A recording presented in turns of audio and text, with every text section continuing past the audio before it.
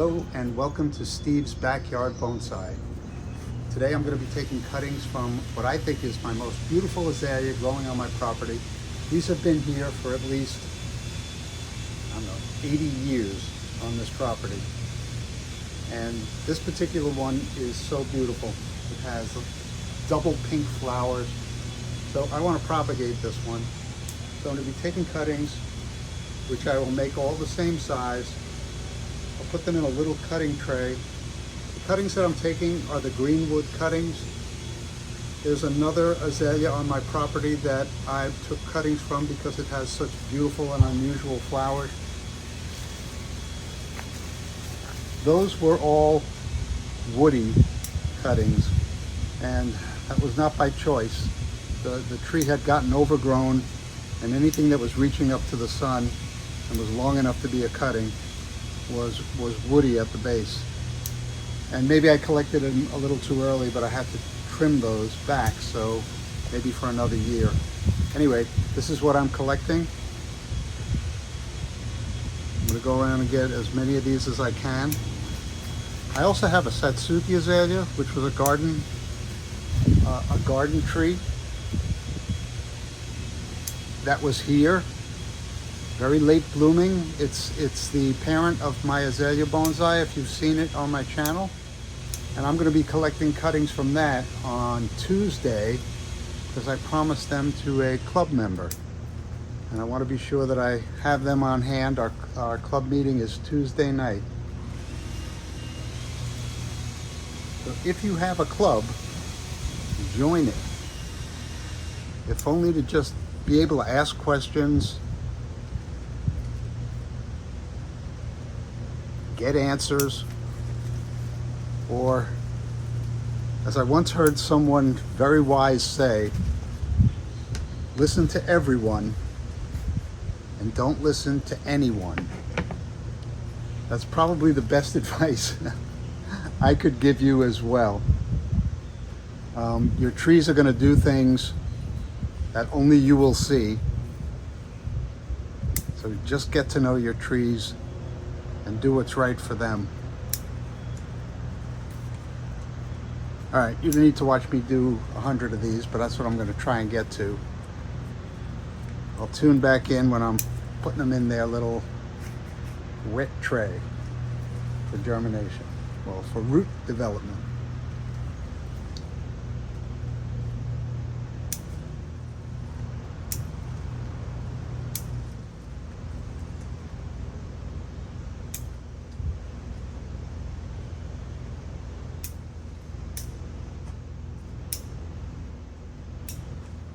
This is a wonderful tree.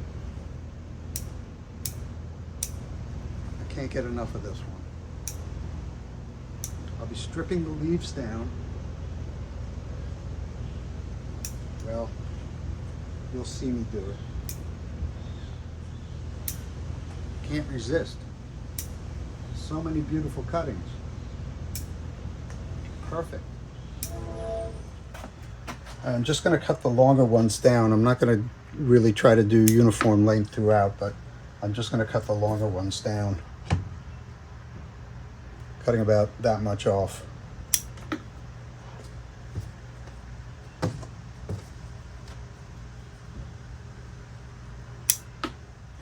All right, so what I'm doing now is I'm holding onto the leaf and I'm pulling in the direction of the leaf, hoping that it breaks at the petiole.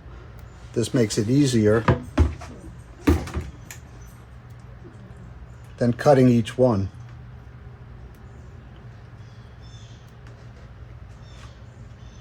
And I'm just gonna press it into this soil. This is just a combination of potting soil and sand.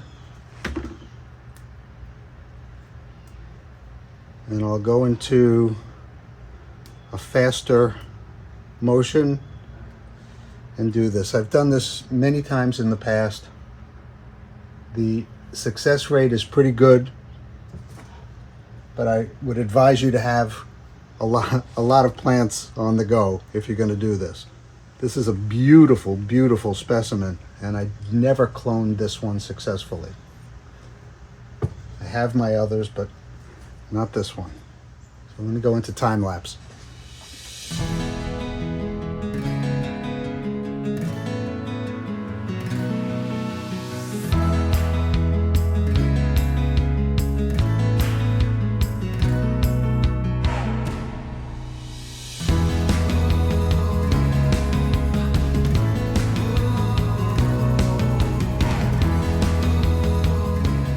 you go. I didn't count them, but there are quite a few azalea cuttings from that beautiful, beautiful azalea.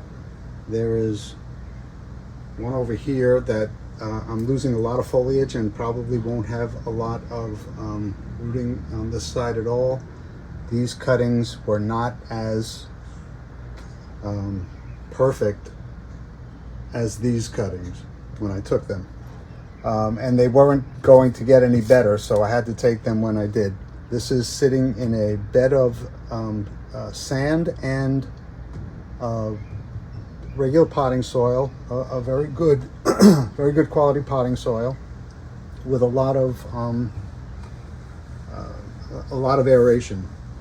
And I want to acknowledge Chris Marshall from CM Bonsai for reiterating that sand is a great topper if you're going to be putting cuttings in, because it kind of holds on to the cutting, whereas if you have a loose gravel mix, your cutting will become loose, and this really helps keep it stable, especially with regular watering. In here also are 4 cuttings from my royal oak, the one that originated as an acorn from Tony at Tony's Bonsai and given to me as a seedling or as a sapling by Matt Brennan. So hoping to get 4 more trees going back there, and I still have room in the front for whatever else I might want to put in here. Maybe some, I don't know. I'll think of something. I thought I'd give you a few updates. Here's my Schefflera, which I completely defoliated and cut back. Looking very nice, and the background plant looks very nice in the background. And I moved the rock to the back now. The front was the back, now the back is the front. There are 3 dead trees in my jacaranda forest, little ones. The first one, the third one you see, and the 4th one you see are dead. Otherwise, it's looking good. It's from another view. Looking quite good. The Dawn Redwood Forest is kicking ass. Looks great. The ginkgo biloba that I cut back has got new growth coming. I hope it's branch growth and not just leaf growth. But we will see. The very small grapevine that I cut back to nothing, or cut back to 2 little leaves, looks great, looks beautiful. These leaves are outstanding. Look at that.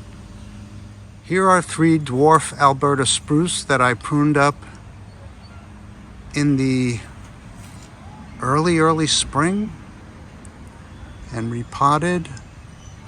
This one is in a Tree Igami Bonsai Shoes pot. I'm going to look and see if there are any roots coming through.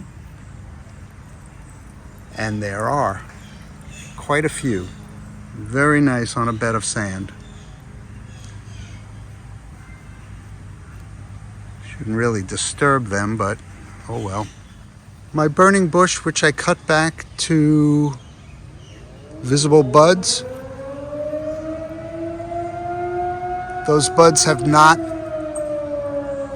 extended at all. So what I'm hoping for is a reallocation of energy to those buds, and that they will become branches in the spring. My Rose of Sharon, which I defoliated exactly 1 month ago, is in full leaf again.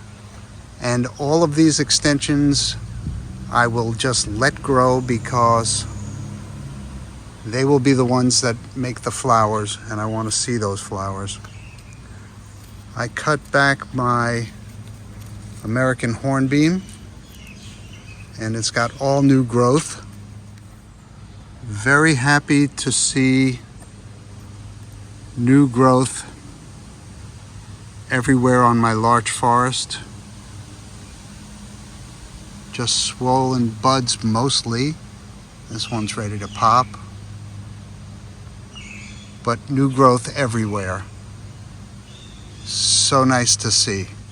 People wonder why I like lantana. Look at the range of colors on one plant, and then a completely different range of colors on another plant. And yet, again, a completely different range of colors on another plant. Love it, love it, love it. My Satsuki Azalea, gotten quite a thick canopy. I'm going to have to go through and prune it back at some point, dividing up the individual branches into pads. I may do some wiring. And my Hinoki cypress, which I did not wire into the pot. It has put on some growth. I'm toying with ideas to help fill this void in the middle, bringing some things in and around, moving things around with wire. I said I'm considering it. I didn't say I'm sold on it. And my Portulacaria Afrofusion project. These came from my sister's backyard in the Los Angeles area. I don't know if they're fused. I don't know if they'll ever fuse. But when I took them out of the house, there was no leaves on them at all. And being in the greenhouse, they're just taking off. The nursery stock Japanese holly is doing very well and is going to be in need of a trim. And behind it, the Seiju elm, which you can't really see, except for you can see there's plenty of extensions and beautiful new growth on it that needs to be pruned back. And look at the growth on my royal oak, which I chopped back just a short while ago. Fantastic, just fantastic. Luca's whining about something. Luca, say hi to everybody. Show them what a good dog you are. I was painting today, as you can see. All right, thanks for keeping me company.